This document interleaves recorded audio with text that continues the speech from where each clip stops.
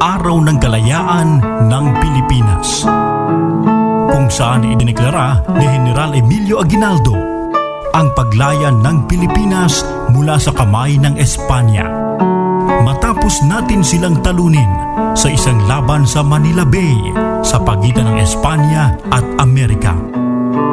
Sinasabing kinikilala ng mga Amerikano ang tunay na kalayaan natin noong July 4, 1946.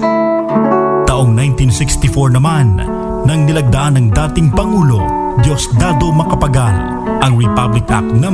4166, kung saan isinasaad nito na ang petsang June 12 mula pa sa panahong kinikilala ito bilang Araw ng Watawat ay siya ring Araw ng Kalayaan. Bawat Pilipino sa buong mundo, sama-sama nating alalahanin ang kasaysayan ng paglaya nating lahat. Maligayang Araw ng Kalayaan mula sa A-Tri Media, ang himpilan ng bawat Pilipino.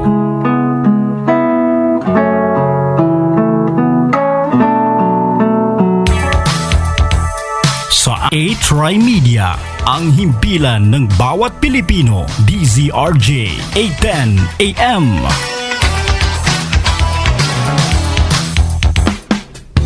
Bukas na ang Aksyon Ladies Center para tugunan ang problema ng ating mga kababayan. Magtungo lamang sa Unit 404, Seneca Plaza Building, E. Rodriguez Sr. Avenue, New Manila, Quezon City, o kaya'y tumawag sa 412-0288 sa pangunguna ng nag-iisang Aksyon Lady ng Philippine Broadcasting, Kay Dacer. Maraming salamat po.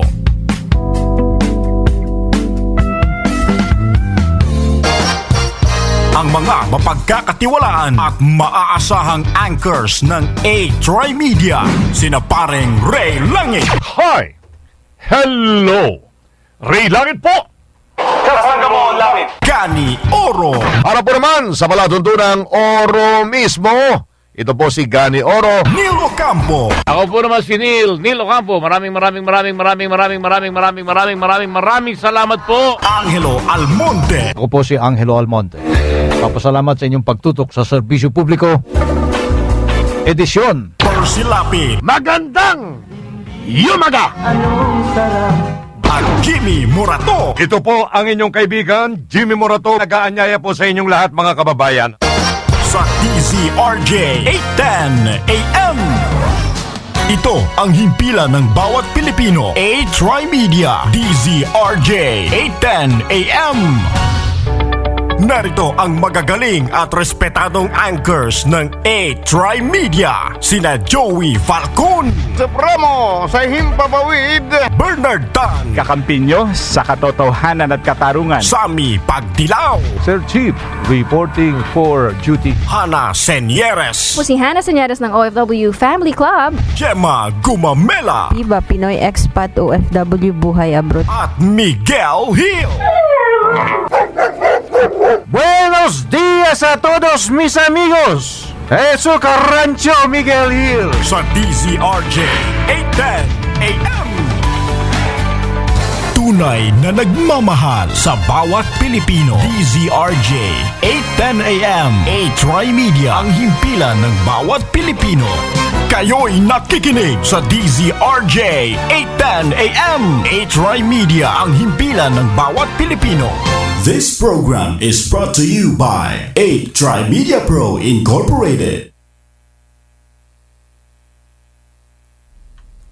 Magandang gabi mga kaibigan. Welcome po sa Buhay Indie. It's Saturday and it's 9:08 and it's really nice to be live once again mga kaibigan. Ayan, let's fix this. We're gonna be interviewing another individual and today for the show, I've got something interesting for you guys. Kasi 'di ba parang sa past episodes natin, pinag-uusapan natin ang pinakamalaking issue ng pelikula, especially indie filmmaking, which is the money. Monetary, financial. Yun yung pinaka sa lahat ng director na in-interview namin dito sa show, yun ang sinasabi nila. Pag tinatanong namin, ano po yung pinaka challenge dito sa paggagawa ng pelikula? And they would say, number one is money. It is the financial support that you can get, the sponsors, the producers. It's a very difficult thing to achieve agad-agad. Like the problem is in film school, they don't really teach you how to make your money. What they just teach you is how to make a good film, but then they're going to give you a list of what you need. Then this is going to be expensive. You're going to have to pay for them. You're going to have to buy all of these things. So we don't really learn that in school mismo, because it's an art style and they teach us the art of it. But then we have all these external sources outside of our school that we can go to in order for us to learn how to financially control our productions. Kasi when you start film school, magsisimula yan na ang pinakamalaking producer mo mga magulang mo. They would give you money, they would give you a little budget for your film, but eventually when you start working on your thesis, the most difficult parts of your film studies, nasa kaduluduluhan na, kailangan mo na talaga mag-shell out ng sarili mong pera kasi you can't ask hundreds and thousands of pesos from your parents anymore. It's just not right. I mean, you're the one trying to study this. They're already paying for your tuition. So you gotta, bring something on the table. If you really want your art to work, you need some money. And right now on the show, ladies and gentlemen, we have a very important person. And he's important because he's going to be the one who's going to give us the answers of paano ba ako magkakapera para sa aking production. And this is going to be quite surprising for you guys because this is not going to be what you expect. It's not going to be normal currency that you guys use in every day because sometimes it's harder to acquire that. You got to work hours and hours to achieve this, but there are other ways to invest your money, to make your money move. But this one is more simple because it kind of applies to all of us millennials listening to the show and watching the show. We're very good with the computers. We know how to do the digital stuff. Well, basically, the film course I'm studying right now is called digital cinema. So basically, they teach you about computers and everything. And this is going to sink in very well with what you want to do in life, which is the digital life. Everything has gone digital now. And would you believe it, that even currency has gone digital? But it is actually an alternative that we are going to discuss. Ladies and gentlemen, we have Sir Butch in the booth right now. So let us welcome Sir Butch. Ito. Hello? Can you hear us, sir? Yeah, let's get your headphones ready. There we go. Hi, sir. Good evening to you. Good evening to you. There you go. And to your listeners, of course. Yes. So we have right now in our booth is Sir Butch. And how do we pronounce your last name? Tabligan. Tabligan. Sir Butch Tabligan. And he has a seminar this June 24. Yes, June 24. And we're going to be there, actually. We're going to be shooting some of his speeches. So, we can show you guys maybe next week on the show how it would go. But today, we are going to be talking about how we can use Bitcoins for our film productions. So, Sir Butch, parang ano lang po, just a basic explanation to the people. What is Bitcoin? Well, basically, Bitcoin is a cryptocurrency. Cryptocurrency is like digital money. It's more than a digital money. Kasi digital money, we've been using that already before. Like, if you have coins on your card, when you deposit money into the bank, then you're given this statement. Pag nagpunta ka sa online banking mo, that's digital. Right. Digital currency. But it's not cryptocurrency. It's a different algorithm. What is the difference with cryptocurrency? That's why, if you are all listening, I'm inviting you to attend on the 24th of June at Ortigas Center for you to get educated and be knowledgeable of what's going to happen in the future. Because if you know what's going to happen in the future, you are ahead of everything. Right. Future-proof life. Yes. Oh, kasi if I will have to explain what Bitcoin is, medyo magiging, kumbaga, they're not prepared to swallow the entire cow. And no matter how good I explain it to them, but I'm telling you, if you don't have Bitcoin, you don't have money. You have to remember that. Ano po yung, let's say, advantage na to? Instead of using normal currency for productions, let's say, this production shoot will take about a month to finish. And nagkakaroon na ng mga parang problems with the accounting ng production. And let's say they were to switch to Bitcoin currencies. Let's say a cryptocurrency na lang ginamit nila sa production nila. Ano po magiging advantage nun sa production? That's a very intelligent question. And again, to tell you, bibigyan natin sila ng konting education na kaya nilang i-grasp. Na hindi natin basta i-apply kaagad sa film. i-apply natin as individuals. Okay? Normally kasi, pag ang pera mo from the Philippines or from abroad, especially we have more than about 15 million overseas Filipino workers na nagpapadala ng pera sa Pilipinas. And to send money, mas malaki ang charges ng mga bangko normally. Yeah. 3 to Sige, 5%. let's say, parang out of the PayPal, country. yes, no, pagpadala dito. At saka ang tagal. With Bitcoin, seconds, nasa iyo na. Tapos ang charge lang sa'yo is very cheap, 0.5% compared to banking industry. Okay? So in reality, it's indirectly competing and trying to break away from the financial institution, from the control of the financial institution, and from the control of government.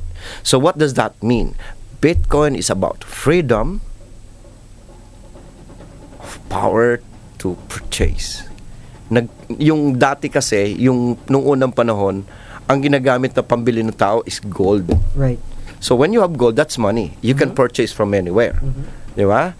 But this time, nung panahon nila, if I'm gonna talk about it really on the 24th, it's really very, very interesting. I'm encouraging each and every one of you to attend. Kasi nung panahon ng 1933 during the depression sa stock exchange sa Amerika, okay, what the president did during that time, si Roosevelt, nagpasa sila ng law na lahat ng tao, this is between World War I and World War II, nagpasa sila ng law na yung gold mo as a citizen, iso-surrender mo sa government.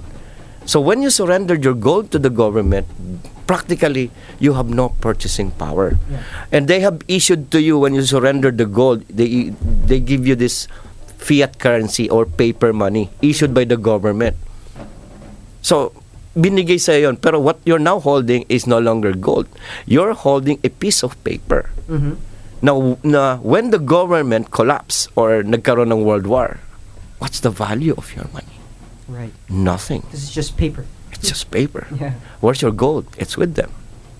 But with altcoin, with Bitcoin, ibinalik sa tao yung power to purchase. Right. And you have to be aware na during those times, pag nagbigay ka ng taxes, depende sa iyo kasi walang control ang government. Right now, you don't have power, no freedom. No choice. Why? Kasi pag nagtrabaho ka, bawas ka agad withholding tax mo and including income tax mo, which is 32%. Right. Wala kang freedom. Pero meron po ba itong masamang effect sa government if in case everyone switched to Bitcoin or a majority switched to Bitcoin? It's scary for the government, for those people who leads the government, because they are losing grip and control. When you say they're losing grip and control, they're losing the power to control the most powerful resource, which is money. Right. And when you don't have money, you don't have power. So basically, the one who will be controlling money is the people itself. Precisely. Very well said. Their money now. It's now, you are now your own bank. You are now you in control of your money. In other words, you are in control of your destiny. It's really wonderful. That's why I'm encouraging each and every one of you who are listening right now. If you can come on the 24th of June, by the way, it's not entirely free because we have international speakers who will be coming, and we're paying them 15,000 pesos per hour. That's gonna be, yes. That's right. A lot of pesos. Not in pesos. Pero sa inyo naman, hindi naman. Siguro, if you are one of those early who attends, early registration is only 1,000. For those late, it's 1,500. And we discourage and encourage late on walk-ins. Why? Kasi it's 2,000 pesos. But it's fine with us kasi you're gonna pay 2,000. It's like premium. Your penalty for showing yung pagiging double minded. I'm gonna attend, no, I'm not going to attend. And then finally, andun ka. Or when you're late. It's better never late. How much na po ba ang value ng isang Bitcoin ngayon? Right now, that's a very interesting question. Right now, ang value ng Bitcoin, you have to realize it's 140,000 pesos per Bitcoin. 140,000 pesos? Yes. Wow. That's a big... does it climb very high quickly? Or does no. It's like stock market, you know. Parang ganito yan. If you are familiar with fiat currency, that's paper money. US dollars, ngayon is 49 pesos. Per dollar. Per dollar. 49 pesos per US dollar sa conversion to peso. Okay? The highest currency I had before na natikman ko is yung British pound when I was in London. 150 pesos for one British pound. Okay? But walang currency na nakasurpass.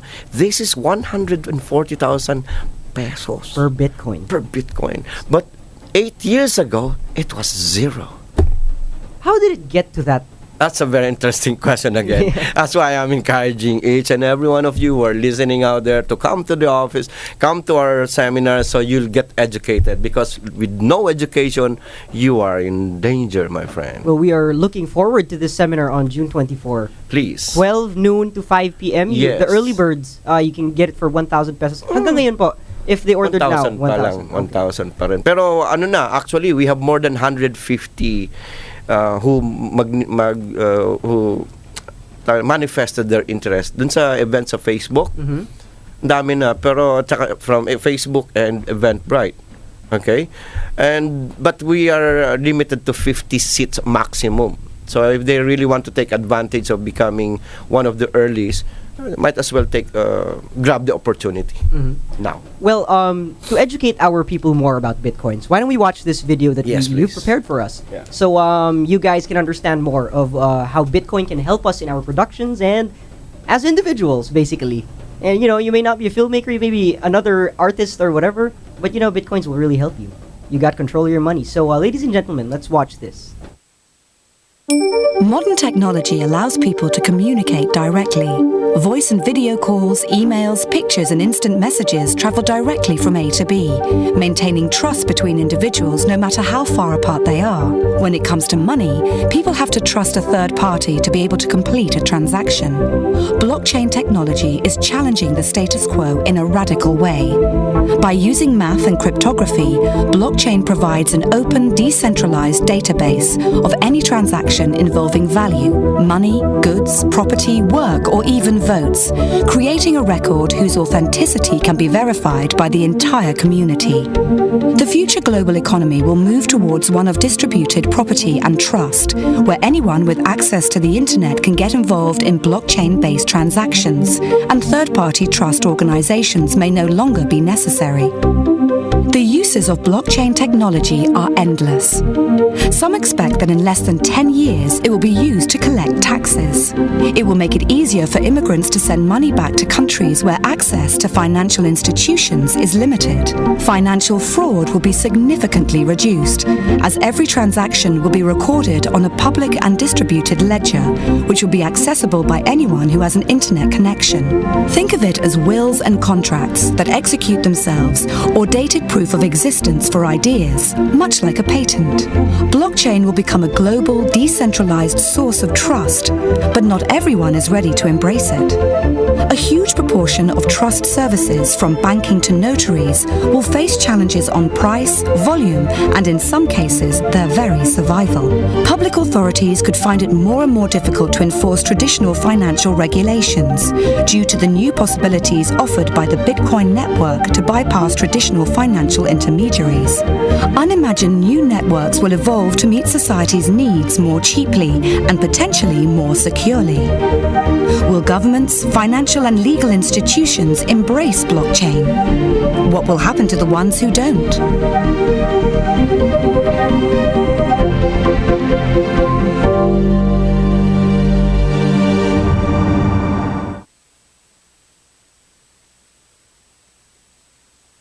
p.m. Ortigas Center, Pasig City. And if you have any questions on how to get there, how to register, just please approach the handsome gentleman right in front of me. Si Gael. I'm the handsome gentleman. Yeah. Okay. He was pointing at me, ladies and gentlemen. All right, so we're back on Buhay Indie, and maraming salamat po. You guys watched that video, and I hope that gave you a little information about Bitcoins. And so to get back on the topic of how we could use Bitcoins for our film careers, how about businesses? How could this improve business flow? Let's say they switched all to cryptocurrency. How would this benefit them? A lot. Kasi number one, if you are using Bitcoin, you can do quicker transactions and cheaper in terms of fees. Right.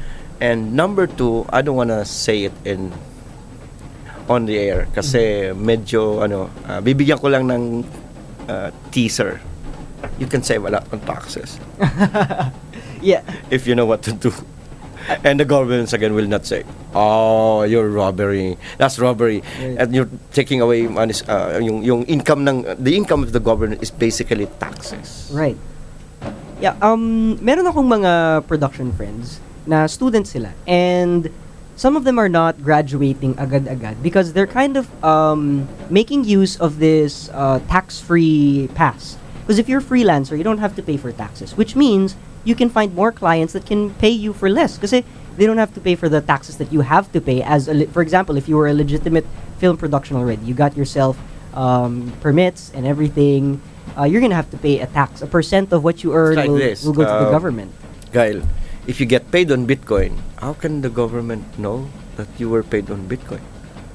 It was not issued by the government, and it did not pass through the banks. But it has value. It's like I passed on to you, and nobody knows. So where will you be taxed? So that's the danger. That's why I don't want to talk about it on radio. There are a lot of advantage, but for the young generation, you can buy Bitcoins kahit satoshi. So it's parang peso, centavos. Right. And instead of saving your money in the bank, which is one of the most stupid way of investing your money. Okay, I'm not against the bank. I'm against false information. Okay, your money will really grow faster. In real estate, for example, it takes you at least normally 5 years to double your money. Here, you can double your money in days. With the issue recently with the banks of the, parang may incident, and it may not be very safe that your money is with one place controlling it. Yes. So, ano yung benefit na you have your Bitcoins instead of putting them in banks? Okay, kasi ganito yan. I hope Yung security, how would they know that it's more secure? Angry and mad at me. Ganito yan. Kasi pag Bitcoin kasi, it's a decentralized, walang may control. Walang government na may-ari. Walang banking institution na nag-i-issue. So you are your own bank. You are your own government who controls your money. Okay? So, pag gano'n ang situation ngayon, ang kakatakot dito kasi is kasi meron tinatawag na ledger na parang doon mo inilalagay yung record. Right, record of your transactions. Everything. Yeah. Ito, kung halimbawa we are 1 million member of blockchain sa Bitcoin, lahat tayo automatic, pag input mo doon, lahat tayo may record. So, paano mo buburahin lahat ng record doon? Lahat buburahin mo lahat? Hindi mo kaya yun. It will take you at least mga 4 years bago mo mabura lahat. So parang for you to infiltrate the system of Bitcoin, it's going to take a long time. So it's much safer. It's much safer. Unlike ang bangko, pag nag-collapse siya na walang backup, wala kang pera. Right. Asan ang pera mo? So ito talaga, you can really secure your funds. Is it possible It's one way. Yeah. Store your Bitcoins in a device or to save them from the internet? Like parang talagang sa offline. Hacking. Yeah, we also discussed that on the seminar. Yung sinasabi na you put it off the grid. Offline. So pwede mo siyang ilagay sa paper wallet. Meron din tinatawag na cold wallet na parang device, no? You put it there, lalo na kung marami ka ng Bitcoins. And pwede mo rin siya ilagay sa hard disk, but the problem is yung sa computer mo, pag naitapon mo yan or nabasa yan, wala na yung ano mo. Like what happened there are many unfortunate stories and events that happened. They lost it because nasira yung computer and everything like that. So it's also kasi hindi na ikaw ang bangko hindi na bangko ang pinaglagyan mo ng pera. You are your own bank. So you are now responsible for your treasure. Right. If you are careless, it's your own fault. All right. Well, on that note, let's take a quick commercial break and then we'll come back to Bitcoins. So maraming salamat po sa pakikinig po, and I hope you guys are very interested in this topic because we are trying to break the code. We're trying to understand how we could better our transactions, how we can make things quicker in our productions, kasi itong isa sa mga issue talaga ng mga indie filmmakers and mga independent people basically. Nawawalan sila ng control sa kanilang pera. And this is kind of like an alternative which you guys can try out, and we'll discuss more of this when we come back from this commercial break. Nanonood pa rin po kayo ng Buhay Indie.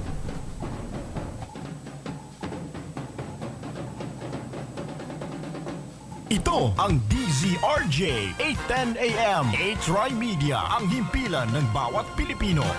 Ito ang DZRJ 810 AM H-Ry Media, ang himpilan ng bawat Pilipino. Ang dami ng peke sa world. Unfair. Pati ba naman puti mo? Peke din? Para totoong puti, mag Myra Vita White Moisturizer. May vitamin E at natural plant extracts to help nourish skin for that healthy white glow. May double sunscreen na, non-sticky pa. Ito ang totoong healthy white glow. From Myra Vita White Moisturizer. Yan ang alagang holistic. Trusted quality healthcare. Unilab yan. Tamang impormasyon at public service at sa aming pagpapagal. Ito ay nagbunga, kaya't isang taos-pusong pasasalamat ang aming handog sa inyong patuloy na pagtangkilik. Isang karangalan ang makapaglingkod sa inyo. Maraming salamat po mula sa A-Try Media. Ang himpilan ng bawat Pilipino, DZRJ 810 AM. Kayo'y nakikinig sa DZRJ 810 AM. A-Try Media, ang himpilan ng bawat Pilipino. This program is brought to you by 8Try Media Pro Incorporated.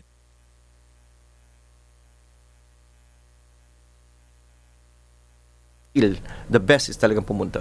Sige, go ahead. Welcome back to Buhay Indie, mga kaibigan. And we are still with Sir Butch. So it's been a pleasure talking to you, sir. And we're getting really interested with the topics. And dami na rin po nating feedback from our Facebook page. And we would also like to greet Miss Kay Deser. She's watching right now. And Miss Iya. They're the owners of the station. And they're very so interested. they're listening. Yes. We got their interest. Yeah, I guess we did. So let's discuss further the security of Bitcoin. How would we know that Bitcoins are more secure than the usual currency?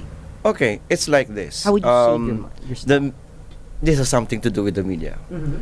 The media is a medium of disseminating information. And we were made to believe, unfortunately, that it's safer to put our money in the bank. Mm-hmm. But in reality, the banks will say to you, it's safer to put your money in the bank, it's intelligent to put your money in the bank. Okay, don't take risk.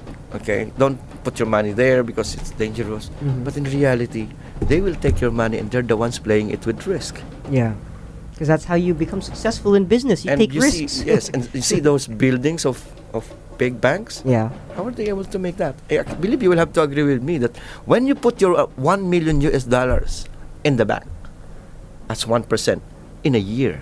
Mm-hmm. That's how much your money will make. It's not a When lot. you can double here in a month or two or less, matter of days. And if I say to you right now that you're gonna earn 1% a year for your $1 million, it requires 100 years to double your money. Right. How many 100 years do you have in your life? Not even one. And again, these so-called safe investments are not really safe. If you remember in 2008, the financial meltdown, the almost global collapse, it's going to be discussed on the 24th. Mm-hmm. Okay, so I told you, sino-sino yung mga bangkong akala na ang titibay na dumapa. Dumapa, as in dumapa. When I say dumapa, is negative or closed down bankrupt.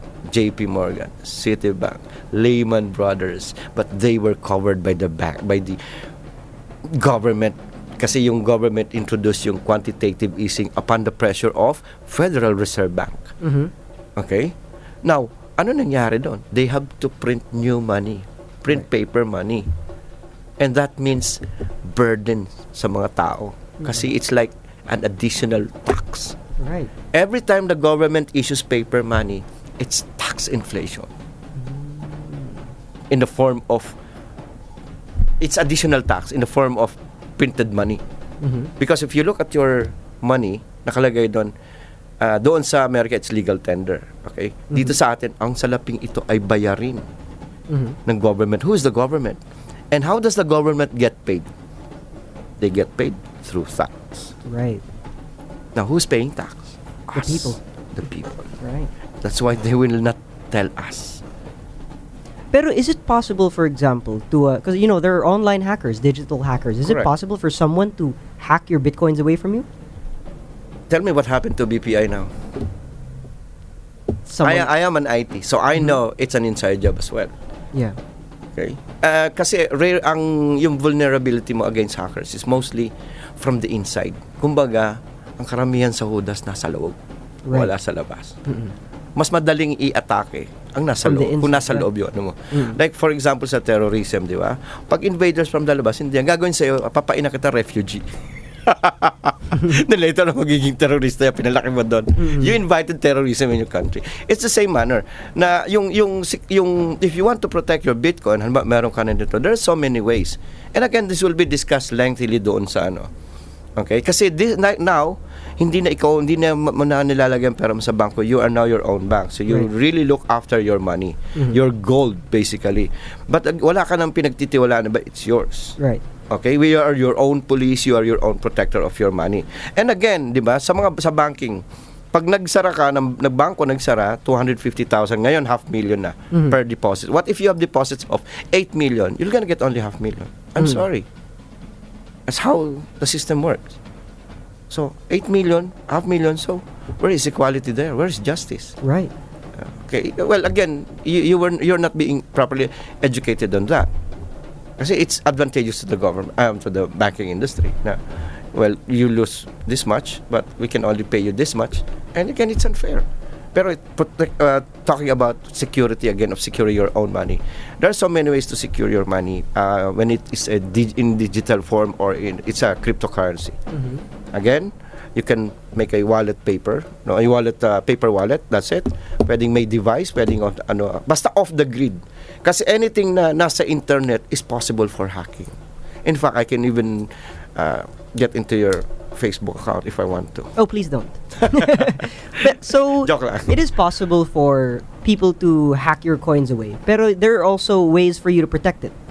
Yes. Like, what are these ways to protect your coins? Normally, merong mga programs like yung sa hash, and I cannot explain it to those ITs, alam nila, yung HA256, hindi nila ma-appreciate kung ano yung sasabi. Parang sinabi mo sa akin, I'm a farmer, and you're talking about language of a doctor. Yeah. Diba? Pero sabihin ko, there are ways para mas madali kong maipaliwanag yun sa kanila is, again, I'm encouraging them to attend the seminar. No? Ang danger kasi niyan, marami na nangyaring hacking. I'll tell you, the most dangerous criminals are no longer on the street. It's in the internet. They are. If you have heard of ransomware, they're doing that. And every business that is has its attachment online are all in danger. Right. Pwede sila pasukin. Anybody. Pero yung, for example, ito nga, stinore mo yung bitcoins mo in a USB, would that be safe from hackers?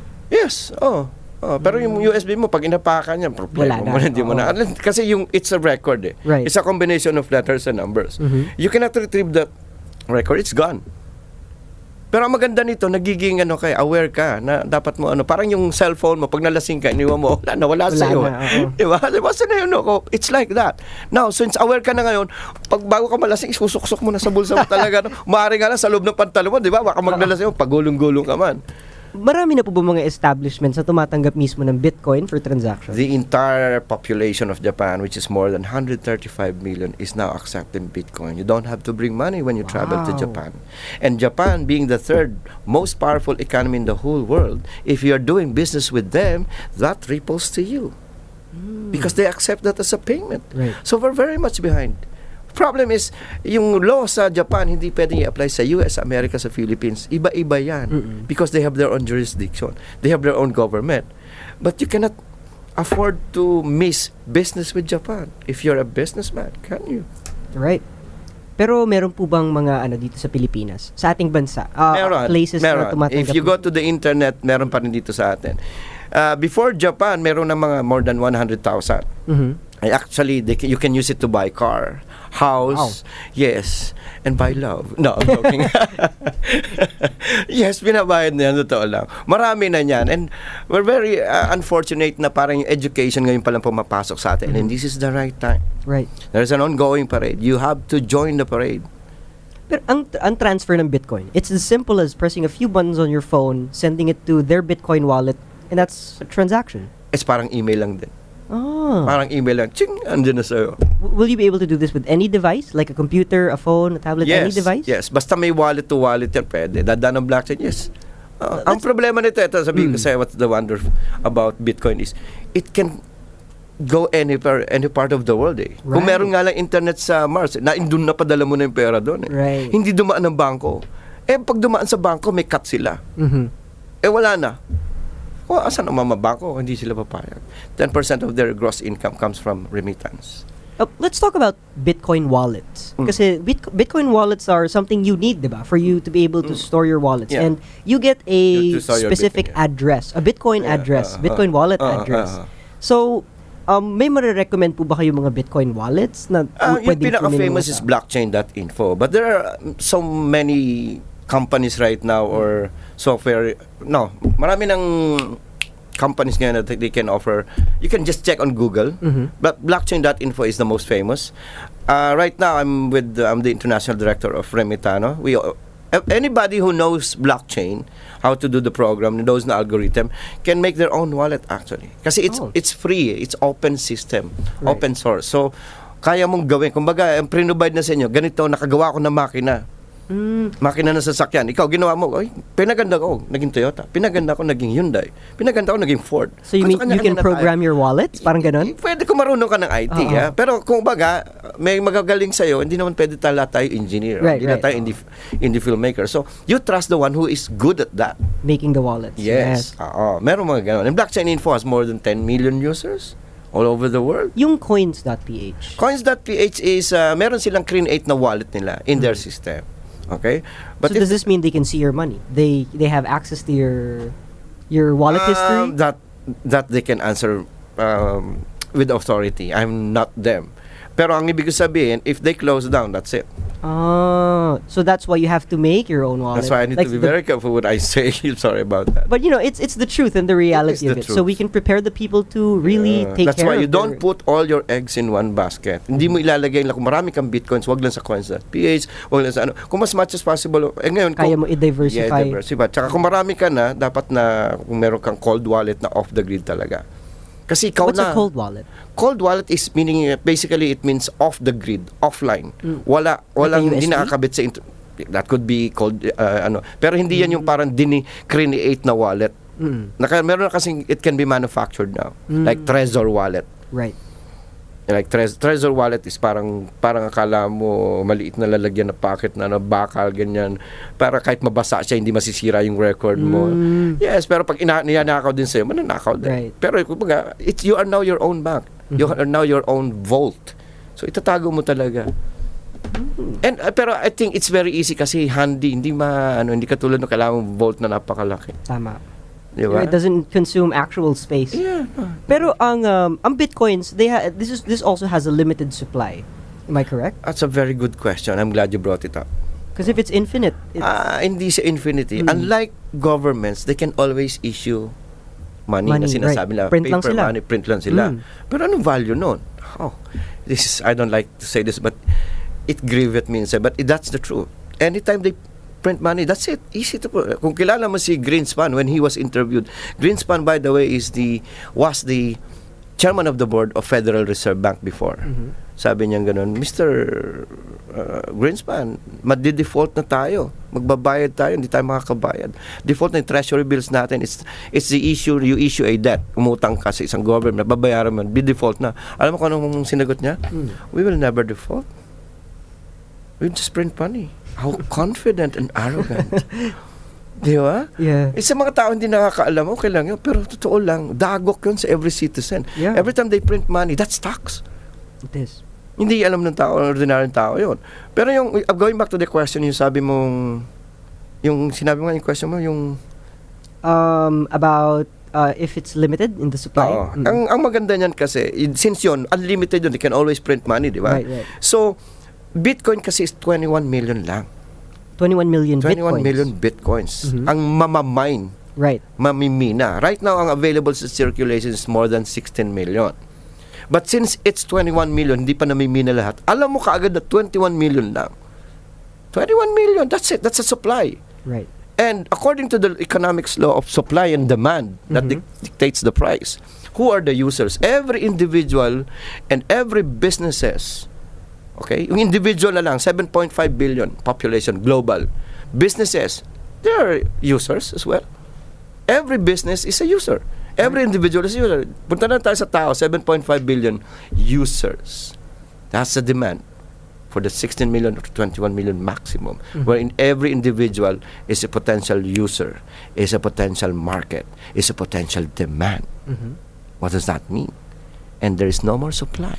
The price will surely go up in value. Right. Are we clear? So what happens after the bitcoins are gone? Oh, we're all gone.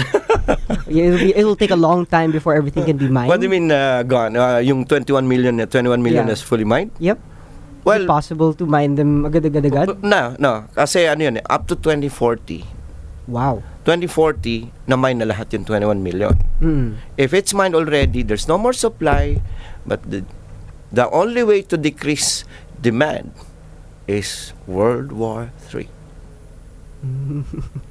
Less users, less demand. But the more users, the more demand, the higher the value. Is that clear? Right. Okay. Well, we're gonna be taking a quick commercial break, and when we come back, let's have a few words, and maybe we're gonna let you guys watch one more video from about bitcoins. All right. So we'll be right back. This is Buhay Indie.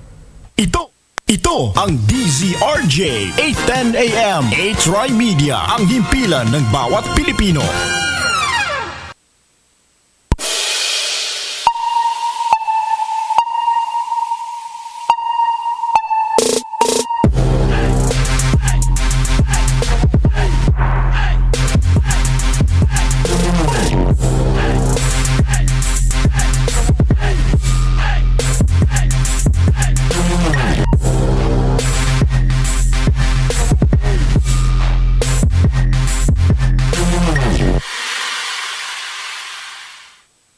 ng bawat Pilipino. This program is brought to you by 8 Media Pro Incorporated. Welcome back to Buhay Indie, and we are still with Sir Butch, and we were just discussing about the supply of bitcoins. And before we go, let's watch one more video. Let's watch video number 3, and we're gonna what does this video tell us? Basically, it's again re-educating them about Bitcoin. The third and last video is more interesting because we're all interested about making more money from our money. Right. It's about the future of Bitcoin. But just a really quick question, just for everyone's information. Saan nagsimula ang Bitcoin and when did this start? Wow. Very interesting. Kasi noong 2008, doon nag-umpisa yan. Parang inilabas. But you will have something, big question at the back of your mind. 2008, that was the almost near global financial collapse. That's a big problem. And suddenly a solution? Who made this? Was he Japanese? Satoshi Nakamoto is a myth. Nobody knows Satoshi Nakamoto. But with the intelligence that we have, with the technology that we have, it is not impossible to trace who did it. Yeah. But why is it untraceable and untrackable? Because they don't want to. Fair enough? Yeah. And you will discover that when you listen to my speech, listen to my seminar on June 24th. Let each and every one of us be educated and properly informed. We are all looking forward to it. So let's watch this video before we go. And yeah. What if there's a technological advancement so powerful that it transforms the very basic pillars of our society? A technology which fundamentally influences the way that our economy, governance systems, and businesses function, and could change our conceptual understanding of trade, ownership, and trust. This technology already exists, and it's called cryptocurrency. People often think of Bitcoin as only virtual money or a transaction system. But if you look closer, you'll see that the monetary aspect is just the tip of the iceberg. That's because Bitcoin is a groundbreaking internet technology for which money is merely one of the possible applications. Money exists to facilitate trade. Through the centuries, trade has become incredibly complex. Everyone trades with everyone worldwide. Trade is recorded in bookkeeping, and this information is often isolated and closed to the public. For this reason, we use third parties and middlemen we trust to facilitate and approve our transactions. Think of governments, banks, accountants, notaries, and the paper money in your wallet. We call these trusted third parties. This brings us to the essence of Bitcoin. Bitcoin software enables a network of computers to maintain a collective bookkeeping via the internet. This bookkeeping is neither closed nor in control of one party. Rather, it is public and available in one digital ledger which is fully distributed across the network. We call this the blockchain. In the blockchain, all transactions are logged, including information on the time, date, participants, and amount of every single transaction. Each node in the network owns a full copy of the blockchain. On the basis of complicated, state-of-the-art mathematical principles, the transactions are verified by the so-called Bitcoin miners, who maintain the ledger.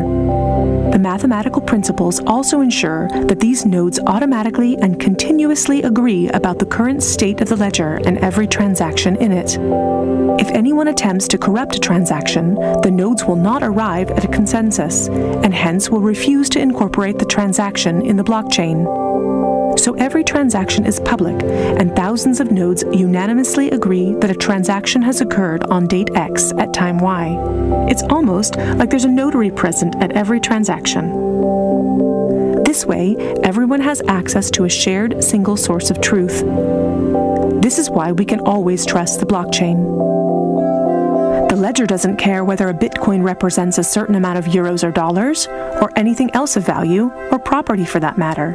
Users can decide for themselves what a unit of Bitcoin represents. A Bitcoin is divisible in 100 million units, and each unit is both individually identifiable and programmable. This means that users can assign properties to each unit.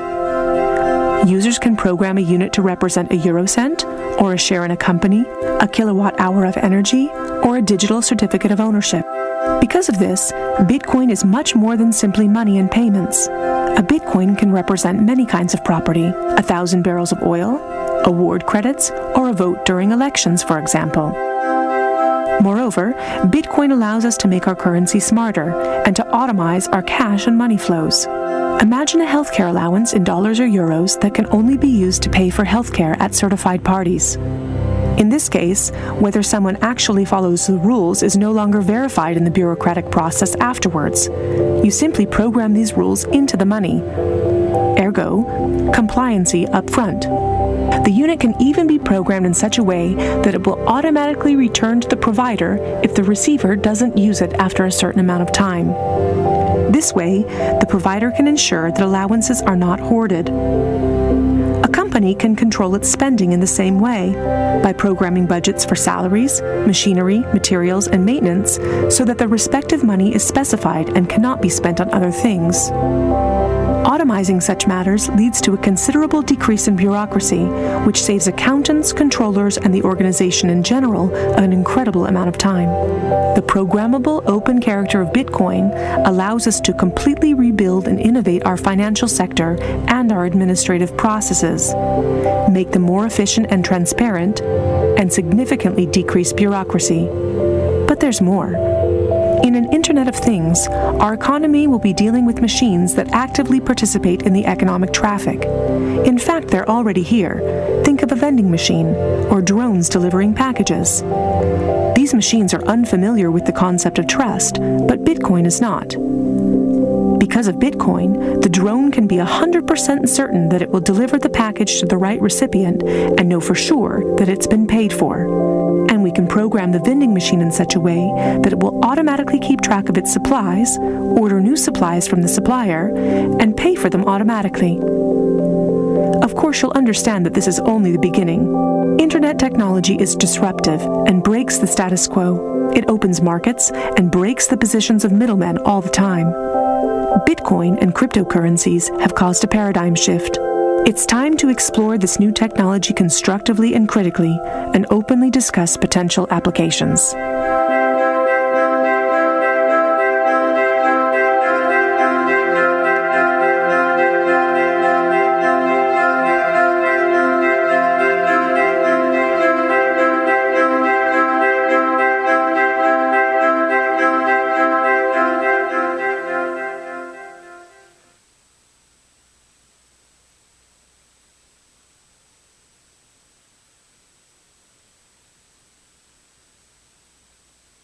Bitcoin and things like it is the equivalent of the red pill. Okay? We are entering a completely world of uncharted water right now. Have you made any investments in Bitcoin? So, I mean, I personally, I own Bitcoin in my hedge fund. I own Bitcoin in my fund. I own Bitcoin in my private account. It is a huge deal. It's a huge, huge, huge deal. Because what you're talking about right now is for the next 3 to 5 years, an unbelievably better store value. It is gold 2.0. I think this is a currency that's really going to work eventually. Well, I think it is working, and there will be other currencies like it that may be even better. But in the meantime, there's a big industry around Bitcoin, and people have made fortunes out of Bitcoin. Bitcoin, there is no Bitcoin company, there is no Bitcoin building, there's not even a Bitcoin server anywhere that you could shut down. It is completely distributed. That's what's unique about Bitcoin. It is, for the first time, a way for the two of us to exchange value online without a third-party intermediary. Until the invention of Bitcoin, for you and me to exchange money online, we had to employ a third party, like PayPal, like Visa, like MasterCard, right? And we live in the 21st century. If we want to have a video call to China, we can do that for free. But to send a couple $100, which is essentially just ones and zeros being moved around, costs 5% plus takes over a day. Bitcoin is exciting because it shows how cheap it can be. Bitcoin is better than currency in that you don't have to be physically in the same place, and of course for large transactions currency can get pretty inconvenient. You'll see Bitcoin trading at 1,000, 2,000, 5,000, 10,000. Rick Falkvinia does an excellent analysis. He predicts that Bitcoin will capture between 1 and 10% of the global Forex market, which implies a price of between $100,000 to $1 million per Bitcoin. Most of the people who are on the sidelines not buying Bitcoin today will start to buy Bitcoin when it gets over 1,000, and then a greater percentage of people will definitely plow into Bitcoin when it starts to get over 10,000. It's still predicting Bitcoin $10,000 per Bitcoin in 3 years.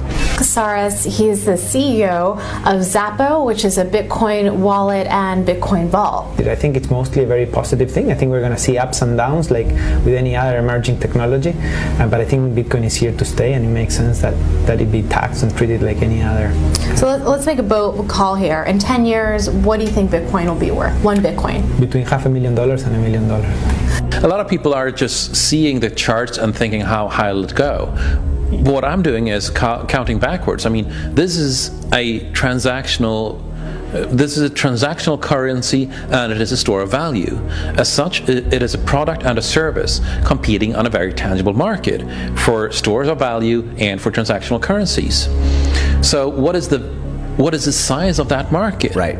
And this is important. And how big a market share can Bitcoin realistically take within a foreseeable time frame? Right. When you ask that question, then you come up with a market cap of Bitcoin total, and then you divide that by the number of Bitcoin in circulation by your estimated time, and seeing how Chinese are buying Bitcoin like crazy, I actually had to adjust this number upwards, but then you come up with a number of about $2 to $5 million per Bitcoin. I suggest that everyone go back to buy one Bitcoin.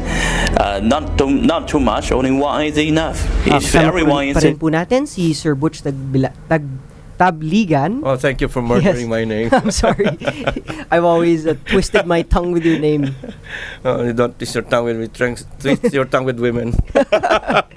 But it's been very interesting, Sir Butch, and babatiin lang natin si Johnny, tsaka si Dan Mutia, si John Elianes, si Jethro Balasico, Bjorn Cordova watching our live stream, and everyone else, si mga filmmakers po na nanonood ngayon. And I hope you guys are very interested. Again, you have a seminar, si Sir Butch, on June 24, 12 p.m. to 5 p.m. Early birds get their tickets for 1,000 only. The late, kailan yung late registration is late registration. 1,500. We don't normally accept walk-ins, but when you are walk-in, on-site door fee is 2,000. All right. So hope to see you guys there. Saan po to? Sa Ortigas Center. Ortigas Center. Right at the back of Robinson's Gallery. Strata 100. If you search on Facebook, events, nandun kami. All right.